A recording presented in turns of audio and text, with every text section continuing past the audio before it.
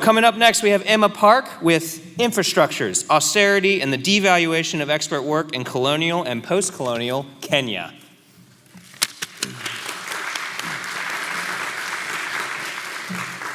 Okay. I want you to hold this image in your head as we move to my field site, Kenya, and I introduce you to Nyawira. She works as an M-Pesa agent for Safaricom, Kenya's largest and most profitable corporation. While once simply a communications company, today Safaricom is most renowned for M-Pesa, which is touted as the new technological frontier in financial services. This is because it enables mobile-to-mobile money transfers in Kenya, a place where the reach of financial and other infrastructures is incomplete at best. But M-Pesa itself is by no means a purely technological infrastructure.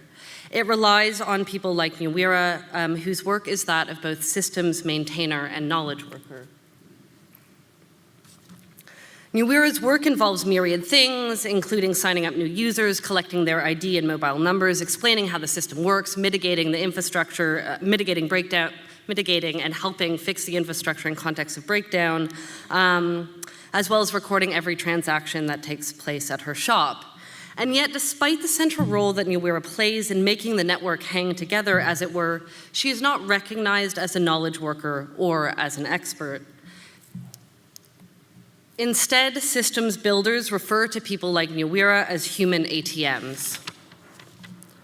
While this vision of humans as technological prosthetics might seem new, Nyawira's story is but the most recent in a longer historical trajectory, I argue, one that has repeatedly seen the devaluation of African expertise and has elided the central importance of the same in enacting large-scale infrastructures.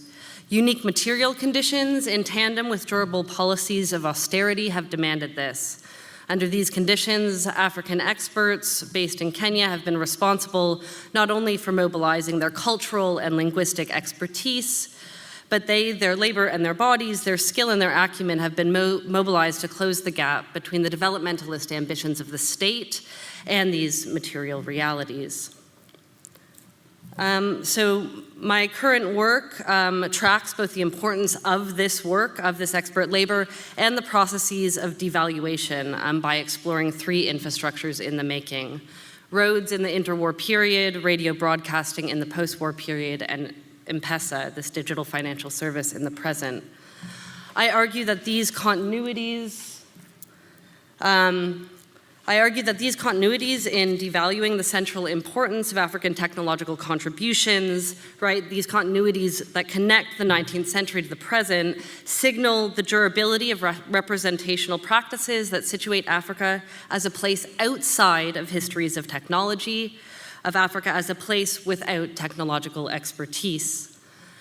I think that locating these silent forms of expertise offers a means of unbraiding what sociologist Alondra Nelson has described as the pernicious racist duality wherein, and now I quote, "Blackness gets positioned as always oppositional to technology-driven chronicles of progress by documenting the historical truths of Black participation in technological development." I believe we can begin to unravel that myth. Thank you.